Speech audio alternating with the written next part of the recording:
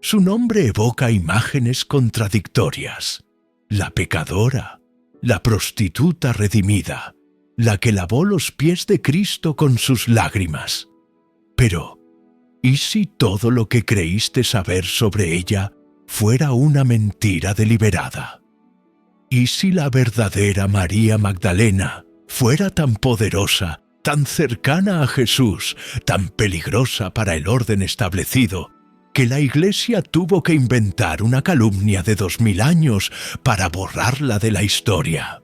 Hoy, con la lente implacable de Baruch Spinoza, pulverizamos siglos de engaño para revelar a la apóstol censurada, la heredera del conocimiento prohibido que Pedro y sus sucesores necesitaban silenciar a cualquier precio.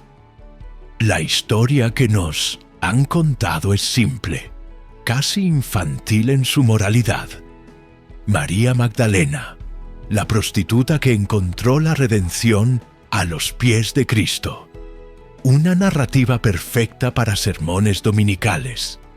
Pero detrás de esta fábula reconfortante se esconde una de las manipulaciones más audaces en la historia del cristianismo. Una reescritura tan magistral que borró de un plumazo a la figura femenina más importante del movimiento de Jesús.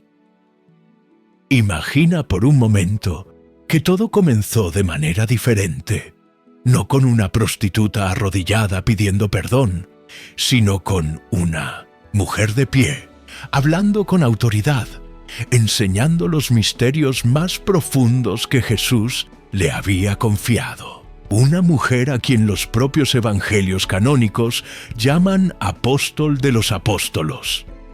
La primera en ver al Cristo resucitado, la elegida para anunciar la noticia más importante de la cristiandad.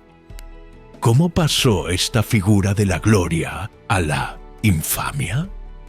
¿Qué maquinaria de poder necesitó ponerse en marcha para transformar a la discípula predilecta en una meretriz arrepentida? Si te apasiona descubrir las verdades que el poder intenta ocultar, si buscas entender cómo las instituciones religiosas han moldeado nuestra percepción de la historia, dale like a este video ahora mismo. Tu apoyo es fundamental para que podamos seguir desvelando estos misterios censurados. La transformación de María Magdalena no ocurrió de la noche a la mañana. Fue un proceso calculado, meticuloso, que tomó siglos perfeccionar. Y todo comenzó con una mentira tan audaz que su mismo descaro la hizo creíble. En el año 591, el Papa Gregorio Magno pronunció un sermón que cambiaría para siempre la historia del cristianismo. En ese discurso, fusionó deliberadamente tres figuras distintas de los evangelios: María Magdalena, María de Betania y una mujer anónima descrita como pecadora que lavó los pies de Jesús con perfume. Esta fusión no fue un error teológico inocente, fue una decisión política brillante y despiadada. Al identificar a María Magdalena con la pecadora anónima, Gregorio logró varios objetivos de un solo golpe.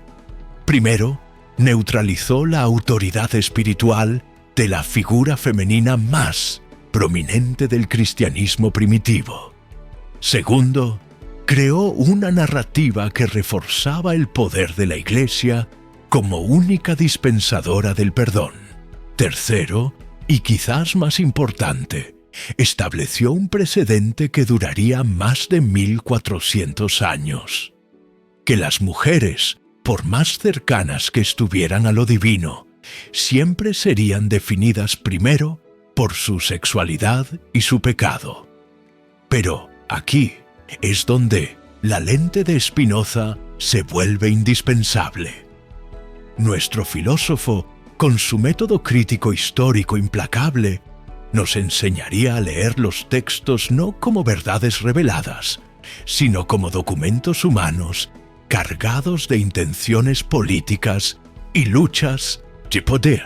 Spinoza, que dedicó su vida a separar la superstición de la razón, vería en la transformación de María Magdalena un caso de estudio perfecto de cómo las instituciones religiosas manipulan la historia para consolidar su dominio.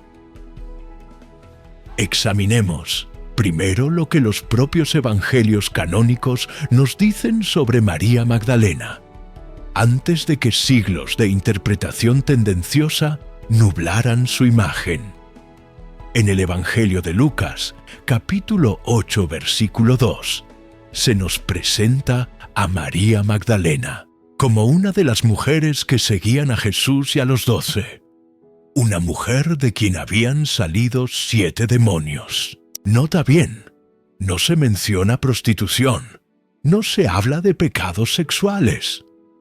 Los 7 demonios, en el contexto del primer siglo, podían referirse a enfermedades, aflicciones espirituales o incluso a una transformación espiritual profunda. Más revelador aún es el papel de María Magdalena en los momentos cruciales de la historia cristiana. Mientras los discípulos varones huían aterrorizados, ella permanece al pie de la cruz. Cuando el cuerpo de Jesús es sepultado, ella observa dónde lo colocan y en el momento más trascendental de toda la narrativa cristiana, la resurrección, es María Magdalena quien recibe la primera aparición del Cristo resucitado. Es ella quien recibe el encargo divino de anunciar la buena nueva a los apóstoles. Detengámonos un momento en la enormidad de este hecho. En una sociedad donde el testimonio de las mujeres no era considerado válido en los tribunales, donde las mujeres eran vistas como seres inferiores, incapaces de comprensión espiritual profunda, Jesús elige a una mujer como primera testigo de su resurrección, no a Pedro, no a Juan, no a ninguno de los 12, a María Magdalena. Este solo hecho debería haber consagrado su lugar como figura central del cristianismo. En cambio, se convirtió en el primer indicio de por qué necesitaba ser silenciada. La evidencia de la importancia de María Magdalena no termina con los evangelios canónicos. Es en los textos que la Iglesia declaró apócrifos donde encontramos las pistas más reveladoras sobre quién era realmente esta mujer y por qué representaba una amenaza tan grande para el cristianismo institucional que se estaba formando. El 13e Evangelio de María Magdalena, descubierto en Egipto en 1896, nos presenta una imagen radicalmente diferente de la que hemos heredado. En este texto, María Magdalena no es una pecadora arrepentida, sino una visionaria, una maestra espiritual que ha recibido revelaciones especiales de Jesús. Cuando los discípulos están desanimados y temerosos después de la partida de Jesús, es María quien los consuela y los anima. Más importante aún, ella comparte con ellos enseñanzas que Jesús le reveló en privado, enseñanzas que los otros discípulos no habían escuchado. La reacción de los discípulos varones a estas revelaciones es fascinante y reveladora. Pedro, en particular, se muestra escéptico y hostil. Realmente él habló con una mujer sin que nosotros lo supiéramos. La prefirió a nosotros. Aquí, en estas pocas líneas, vemos cristalizada la lucha de poder que definiría el futuro del cristianismo. El Evangelio de Felipe va aún más lejos, describiendo a María Magdalena como la compañera de Jesús, usando una palabra griega que, implica una relación íntima y espiritual profunda. El texto dice que Jesús la amaba más que a todos los discípulos y la besaba frecuentemente. Antes de que la imaginación moderna salte a conclusiones románticas o sexuales, es crucial entender que, en el contexto gnóstico, el beso era un símbolo de transmisión espiritual, de compartir el aliento divino o pneuma. Pero lo más revelador en estos textos no es la intimidad entre Jesús y María Magdalena, sino el tipo de enseñanzas que ella transmite. Mientras que Pedro y los otros apóstoles enfatizan la autoridad, la jerarquía y la obediencia a las estructuras eclesiásticas, María Magdalena habla de conocimiento interior, de revelación directa, de la capacidad de cada alma para conectarse con lo divino sin intermediarios. Esta diferencia fundamental no es solo teológica, es profundamente política. Spinoza, con su aguda comprensión de cómo el poder político y religioso se entrelazan, vería inmediatamente el peligro que María Magdalena representaba para la Iglesia naciente. Una mujer que enseñaba que la salvación venía del conocimiento interior, no de la obediencia a la autoridad eclesiástica. Una mujer que había recibido revelaciones directas que superaban las de los apóstoles varones. Una mujer cuya mera existencia cuestionaba la legitimidad de una jerarquía exclusivamente masculina.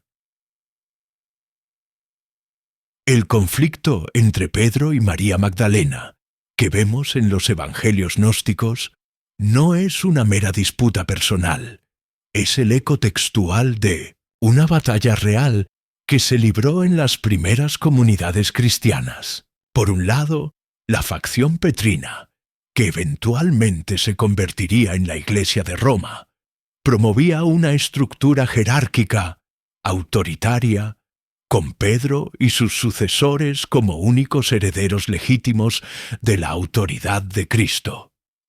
Por otro lado, comunidades que veneraban a María Magdalena y preservaban sus enseñanzas, comunidades que creían en una espiritualidad más directa, más interior, más igualitaria. No es difícil adivinar qué facción ganó.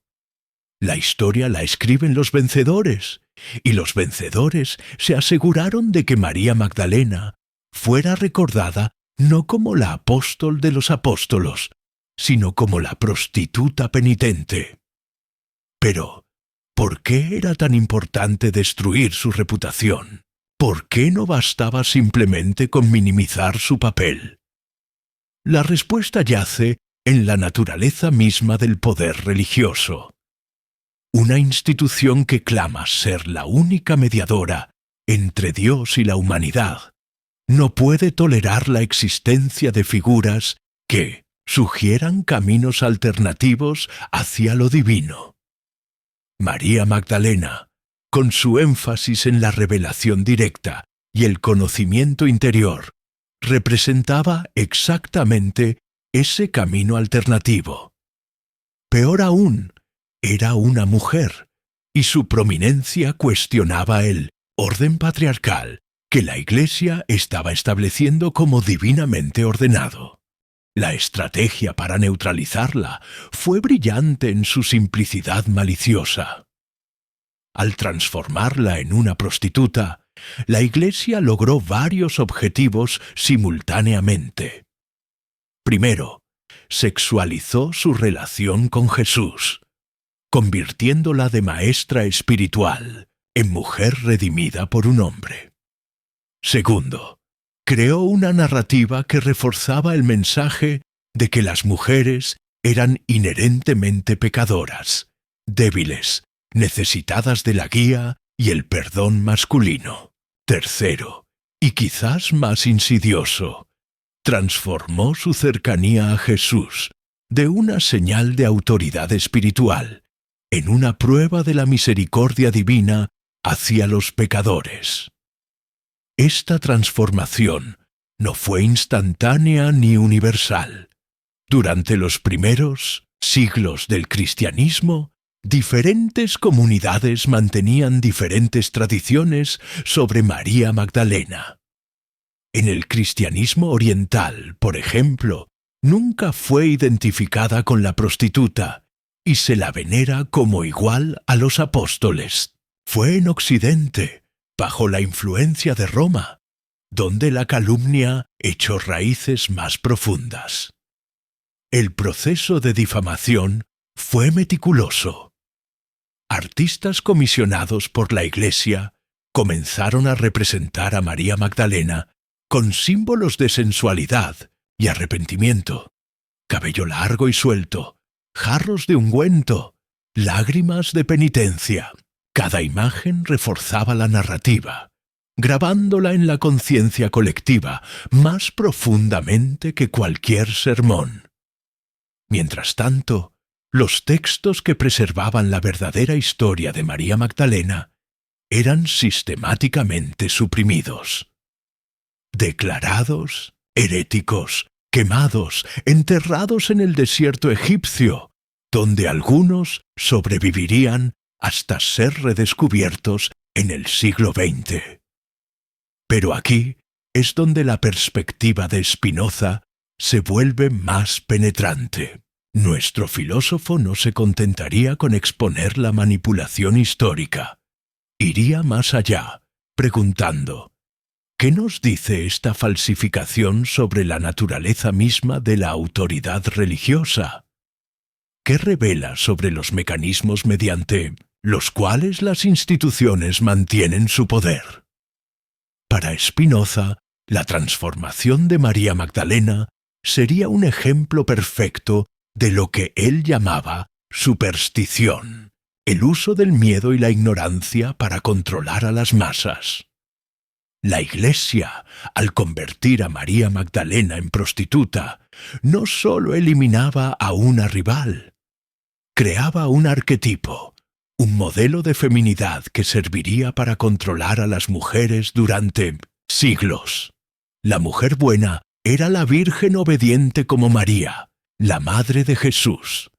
La mujer mala era la pecadora sexual que necesitaba redención masculina. No había espacio para la mujer sabia, la maestra espiritual, la líder religiosa. Esta dicotomía virgen-prostituta, santidad-pecado, se convirtió en una herramienta de control social de poder incalculable. La supresión de María Magdalena no fue sólo sobre género, fue también sobre el tipo de espiritualidad que ella representaba. Los textos gnósticos nos muestran a una María Magdalena que enseña sobre el nous, la mente divina interior, sobre la capacidad de cada individuo para alcanzar la gnosis, el conocimiento directo de lo divino. Esta enseñanza era anatema para una iglesia que se estaba estableciendo como intermediaria indispensable entre Dios y la humanidad. Imagina el peligro si cada persona puede acceder directamente a lo divino a través del conocimiento interior. ¿Para qué necesita sacerdotes, obispos, papas? Si la salvación viene de la gnosis personal, no de los sacramentos administrados por la Iglesia, ¿cómo mantiene la institución su poder? El método de Spinoza para analizar textos sagrados, revolucionario en su tiempo y aún perturbador para muchos hoy, nos proporciona las herramientas para deconstruir la falsificación. Él insistía en leer estos textos no como palabras divinas dictadas desde el cielo, sino como documentos históricos producidos por seres humanos con agendas específicas. Cuando aplicamos este método a la transformación de María Magdalena, los motivos políticos se vuelven transparentes. La Iglesia la reescribió. la transformó de amenaza en herramienta, de rival en propaganda. La prostituta arrepentida se convirtió en el ejemplo perfecto de la misericordia de la Iglesia, del poder transformador de la sumisión a la autoridad eclesiástica. Pero había un problema con esta narrativa fabricada. Los propios textos canónicos la contradecían. Ningún evangelio llama prostituta a María Magdalena. La mujer pecadora que lava los pies de Jesús es anónima. La fusión de estas tres mujeres en una sola prostituta arrepentida requería un acto de prestidigitación interpretativa que sólo la autoridad papal podía imponer. Y aquí vemos otro principio que Spinoza identificó. El poder de las instituciones religiosas no reside en la verdad de sus enseñanzas, sino en su capacidad para imponer interpretaciones. La verdadera tragedia de María Magdalena no es sólo que fuera calumniada, es que con ella se perdió toda una corriente del cristianismo primitivo. Una corriente que podría haber producido una religión muy diferente. Una religión donde las mujeres podían ser líderes espirituales, donde la revelación no era monopolio de una jerarquía, donde el camino hacia lo divino era interior y personal, no institucional y mediado. En el Evangelio de María, cuando Pedro cuestiona su autoridad, es Leví quien la defiende. Pedro, siempre has sido impulsivo. Ahora te veo contendiendo contra la mujer como los adversarios. Pero si el Salvador la hizo digna, ¿quién eres tú para rechazarla? Seguramente el Salvador la conoce muy bien. Por eso la amó más que a nosotros. En estas palabras antiguas, escuchamos el eco de un debate que fue silenciado, pero nunca resuelto.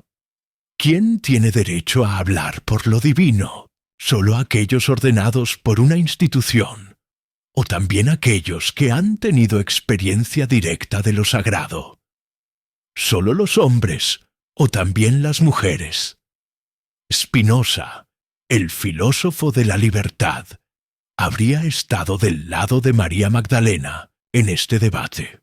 No porque fuera mujer, sino porque representaba el principio que él defendió con su vida, que cada ser humano tiene la capacidad de conocer la verdad por sí mismo, sin necesidad de intermediarios que le digan qué creer.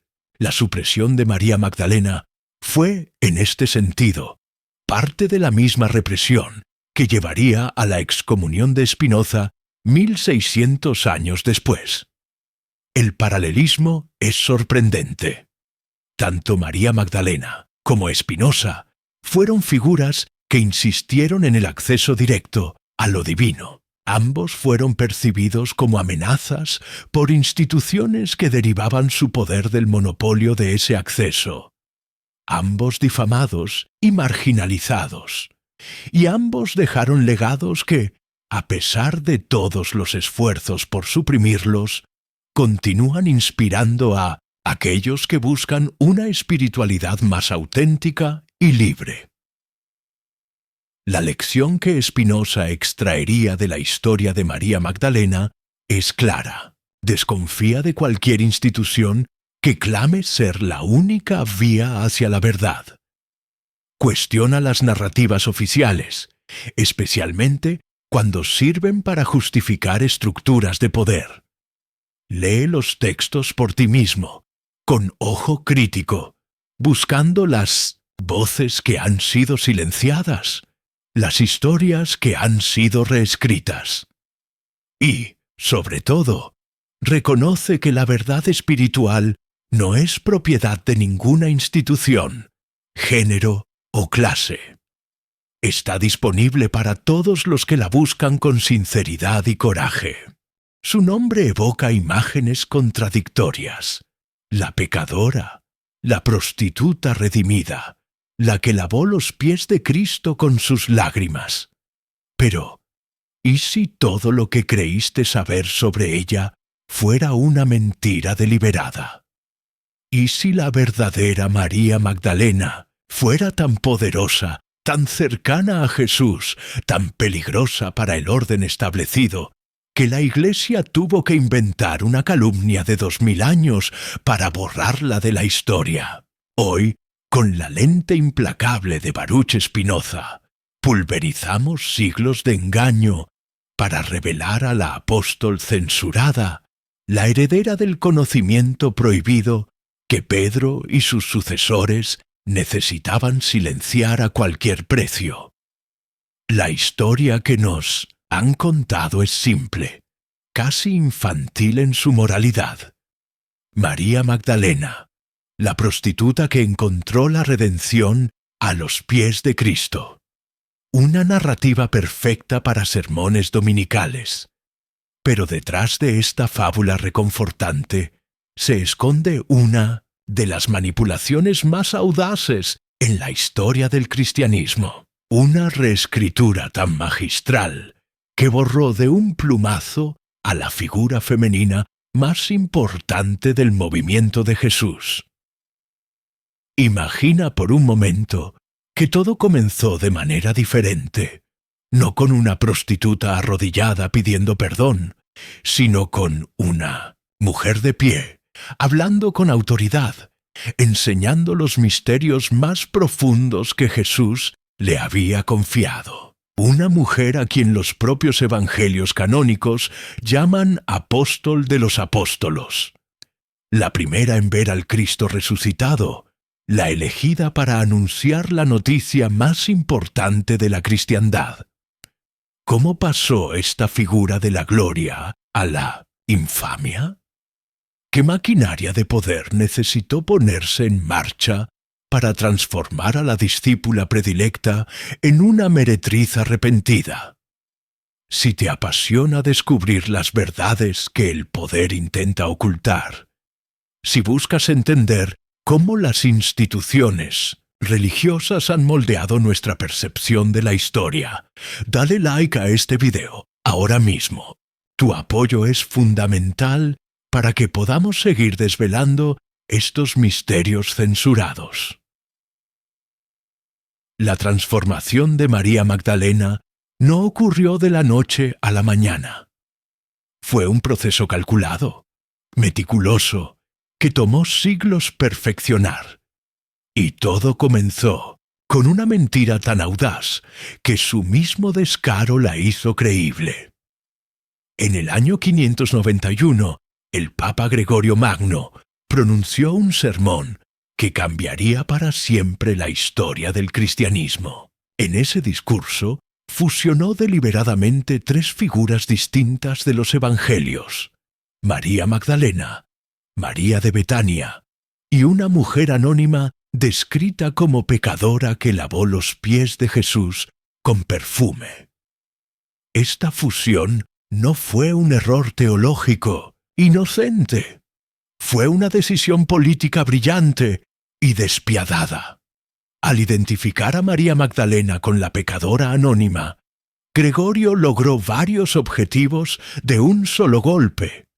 Primero, neutralizó la autoridad espiritual de la figura femenina más prominente del cristianismo primitivo. Segundo, creó una narrativa que reforzaba el poder de la Iglesia como única dispensadora del perdón. Tercero, y quizás más importante, estableció un precedente que duraría más de 1400 años. Que las mujeres, por más cercanas que estuvieran a lo divino, siempre serían definidas primero por su sexualidad y su pecado. Pero aquí es donde la lente de Spinoza se vuelve indispensable. Nuestro filósofo, con su método crítico histórico implacable, nos enseñaría a leer los textos no como verdades reveladas, sino como documentos humanos cargados de intenciones políticas y luchas de poder.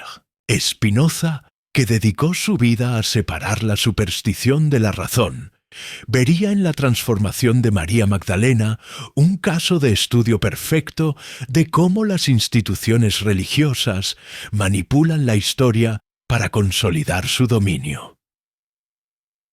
Examinemos primero lo que los propios evangelios canónicos nos dicen sobre María Magdalena, antes de que siglos de interpretación tendenciosa nublaran su imagen.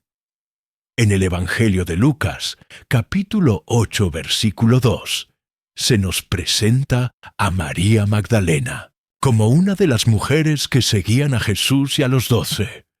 Una mujer de quien habían salido 7 demonios. Nota bien, no se menciona prostitución, no se habla de pecados sexuales. Los 7 demonios, en el contexto del primer siglo, podían referirse a enfermedades, aflicciones espirituales o incluso a una transformación espiritual profunda. Más revelador aún es el papel de María Magdalena en los momentos cruciales de la historia cristiana. Mientras los discípulos varones huían aterrorizados, ella permanece al pie de la cruz. Cuando el cuerpo de Jesús es sepultado, ella observa dónde lo colocan, y en el momento más trascendental de toda la narrativa cristiana, la resurrección, es María Magdalena quien recibe la primera aparición del Cristo resucitado. Es ella quien recibe el encargo divino de anunciar la buena nueva a los apóstoles. Detengámonos un momento en la enormidad de este hecho. En una sociedad donde el testimonio de las mujeres no era considerado válido en los tribunales, donde las mujeres eran vistas como seres inferiores, incapaces de comprensión espiritual profunda, Jesús elige a una mujer como primera testigo de su resurrección, no a Pedro, no a Juan, no a ninguno de los 12, a María Magdalena. Este solo hecho debería haber consagrado su lugar como figura central del cristianismo. En cambio, se convirtió en el primer indicio de por qué necesitaba ser silenciada. La evidencia de la importancia de María Magdalena no termina con los evangelios canónicos. Es en los textos que la Iglesia declaró apócrifos donde encontramos las pistas más reveladoras sobre quién era realmente esta mujer y por qué representaba una amenaza tan grande para el cristianismo institucional que se estaba formando. El 13e Evangelio de María Magdalena, descubierto en Egipto en 1896, nos presenta una imagen radicalmente diferente de la que hemos heredado. En este texto, María Magdalena no es una pecadora arrepentida, sino una visionaria, una maestra espiritual que ha recibido revelaciones especiales de Jesús. Cuando los discípulos están desanimados y temerosos después de la partida de Jesús, es María quien los consuela y los anima. Más importante aún, ella comparte con ellos enseñanzas que Jesús le reveló en privado, enseñanzas que los otros discípulos no habían escuchado. La reacción de los discípulos varones a estas revelaciones es fascinante y reveladora. Pedro, en particular, se muestra escéptico y hostil. Realmente él habló con una mujer sin que nosotros lo supiéramos. La prefirió a nosotros. Aquí, en estas pocas líneas, vemos cristalizada la lucha de poder que definiría el futuro del cristianismo. El Evangelio de Felipe va aún más lejos, describiendo a María Magdalena como la compañera de Jesús, usando una palabra griega que implica una relación íntima y espiritual profunda. El texto dice que Jesús la amaba más que a todos los discípulos y la besaba frecuentemente. Antes de que la imaginación moderna salte a conclusiones románticas o sexuales, es crucial entender que, en el contexto gnóstico, el beso era un símbolo de transmisión espiritual, de compartir el aliento divino o pneuma. Pero lo más revelador en estos textos no es la intimidad entre Jesús y María Magdalena, sino el tipo de enseñanzas que ella transmite. Mientras que Pedro y los otros apóstoles enfatizan la autoridad, la jerarquía y la obediencia a las estructuras eclesiásticas, María Magdalena habla de conocimiento interior, de revelación directa, de la capacidad de cada alma para conectarse con lo divino sin intermediarios. Esta diferencia fundamental no es sólo teológica, es profundamente política. Spinoza, con su aguda comprensión de cómo el poder político y religioso se entrelazan, vería inmediatamente el peligro que María Magdalena representaba para la Iglesia naciente. Una mujer que enseñaba que la salvación venía del conocimiento interior, no de la obediencia a la autoridad eclesiástica. Una mujer que había recibido revelaciones directas que superaban las de los apóstoles varones. Una mujer cuya mera existencia cuestionaba la legitimidad de una jerarquía exclusivamente masculina. El conflicto entre Pedro y María Magdalena, que vemos en los evangelios gnósticos, no es una mera disputa personal, es el eco textual de una batalla real que se libró en las primeras comunidades cristianas. Por un lado, la facción petrina, que eventualmente se convertiría en la Iglesia de Roma, promovía una estructura jerárquica, autoritaria, con Pedro y sus sucesores como únicos herederos legítimos de la autoridad de Cristo. Por otro lado, comunidades que veneraban a María Magdalena y preservaban sus enseñanzas, comunidades que creían en una espiritualidad más directa, más interior, más igualitaria. No es difícil adivinar qué facción ganó. La historia la escriben los vencedores, y los vencedores se aseguraron de que María Magdalena fuera recordada no como la apóstol de los apóstolos, sino como la prostituta penitente. Pero, ¿por qué era tan importante destruir su reputación? ¿Por qué no bastaba simplemente con minimizar su papel? La respuesta yace en la naturaleza misma del poder religioso. Una institución que clama ser la única mediadora entre Dios y la humanidad no puede tolerar la existencia de figuras que sugieran caminos alternativos hacia lo divino.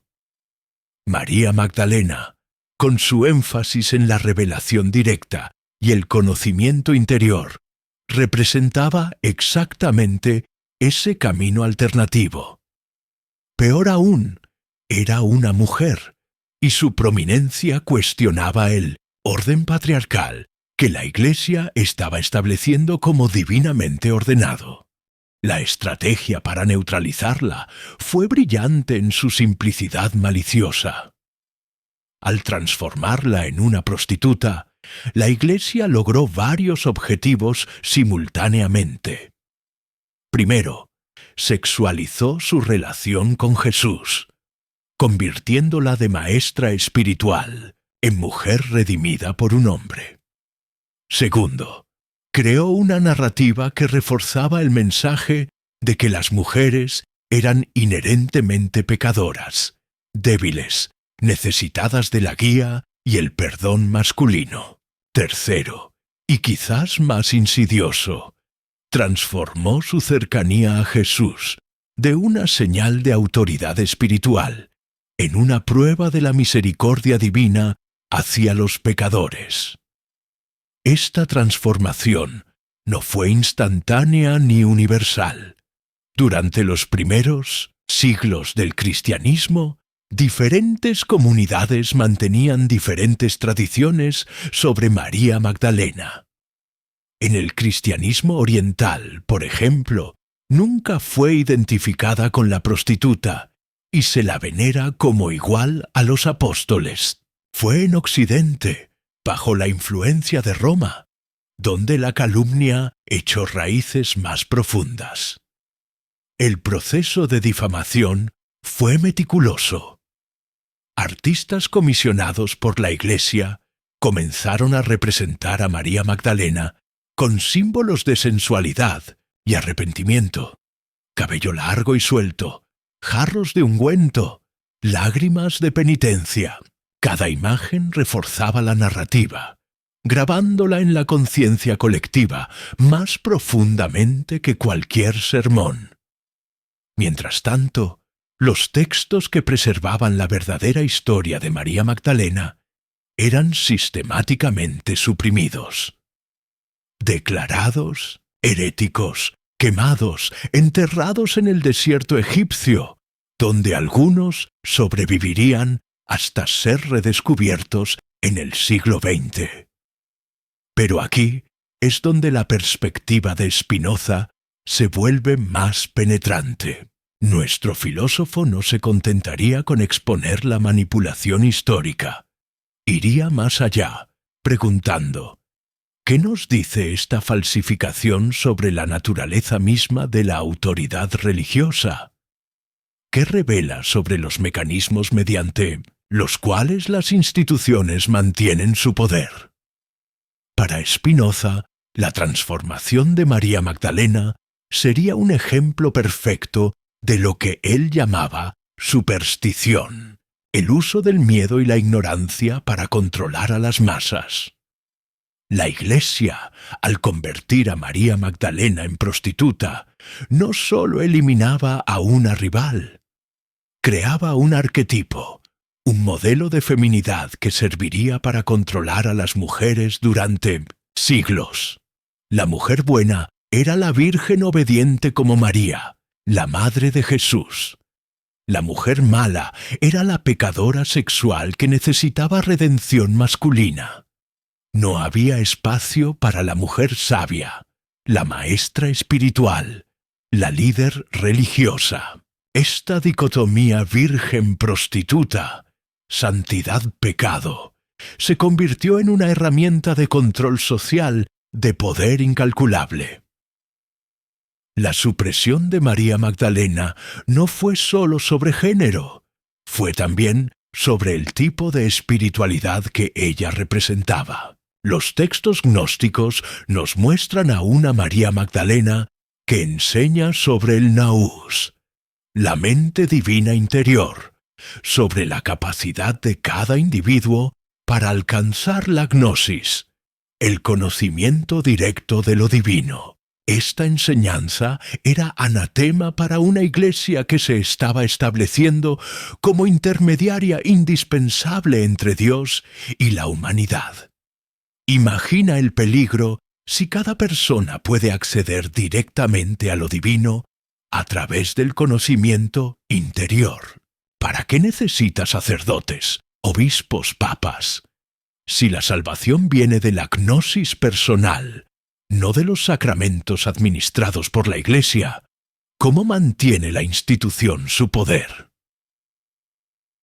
El método de Spinoza para analizar textos sagrados, revolucionario en su tiempo y aún perturbador para muchos hoy, nos proporciona las herramientas para deconstruir la falsificación. Él insistía en leer estos textos no como palabras divinas dictadas desde el cielo, sino como documentos históricos producidos por seres humanos con agendas específicas. Cuando aplicamos este método a la transformación de María Magdalena, los motivos políticos se vuelven transparentes. La Iglesia la reescribió, la transformó de amenaza en herramienta, de rival en propaganda. La prostituta arrepentida se convirtió en el ejemplo perfecto de la misericordia de la Iglesia, del poder transformador de la sumisión a la autoridad eclesiástica. Pero había un problema con esta narrativa fabricada. Los propios textos canónicos la contradecían. Ningún evangelio llama prostituta a María Magdalena. La mujer pecadora que lava los pies de Jesús es anónima. La fusión de estas tres mujeres en una sola prostituta arrepentida requería un acto de prestidigitación interpretativa que sólo la autoridad papal podía imponer. Y aquí vemos otro principio que Spinoza identificó. El poder de las instituciones religiosas no reside en la verdad de sus enseñanzas, sino en su capacidad para imponer interpretaciones. La verdadera tragedia de María Magdalena no es sólo que fuera calumniada, es que con ella se perdió toda una corriente del cristianismo primitivo. Una corriente que podría haber producido una religión muy diferente. Una religión donde las mujeres podían ser líderes espirituales, donde la revelación no era monopolio de una jerarquía, donde el camino hacia lo divino era interior y personal, no institucional y mediado. En el Evangelio de María, cuando Pedro cuestiona su autoridad, es Leví quien la defiende. Pedro, siempre has sido impulsivo. Ahora te veo contendiendo contra la mujer como los adversarios. Pero si el Salvador la hizo digna, ¿quién eres tú para rechazarla? Seguramente el Salvador la conoce muy bien. Por eso la amó más que a nosotros. En estas palabras antiguas, escuchamos el eco de un debate que fue silenciado, pero nunca resuelto. ¿Quién tiene derecho a hablar por lo divino? ¿Solo aquellos ordenados por una institución? ¿O también aquellos que han tenido experiencia directa de lo sagrado? ¿Solo los hombres o también las mujeres? Spinoza, el filósofo de la libertad, habría estado del lado de María Magdalena en este debate. No porque fuera mujer, sino porque representaba el principio que él defendió con su vida, que cada ser humano tiene la capacidad de conocer la verdad por sí mismo, sin necesidad de intermediarios que le digan qué creer. La supresión de María Magdalena fue, en este sentido, parte de la misma represión que llevaría a la excomunión de Spinoza 1600 años después. El paralelismo es sorprendente. Tanto María Magdalena como Spinoza fueron figuras que insistieron en el acceso directo a lo divino. Ambos fueron percibidos como amenazas por instituciones que derivaban su poder del monopolio de ese acceso. Ambos difamados y marginalizados. Y ambos dejaron legados que, a pesar de todos los esfuerzos por suprimirlos, continúan inspirando a aquellos que buscan una espiritualidad más auténtica y libre. La lección que Spinoza extraería de la historia de María Magdalena es clara. Desconfía de cualquier institución que clame ser la única vía hacia la verdad. Cuestiona las narrativas oficiales, especialmente cuando sirven para justificar estructuras de poder. Lee los textos por ti mismo, con ojo crítico, buscando las voces que han sido silenciadas, las historias que han sido reescritas. Y, sobre todo, reconoce que la verdad espiritual no es propiedad de ninguna institución, género o clase. Está disponible para todos los que la buscan con sinceridad y coraje.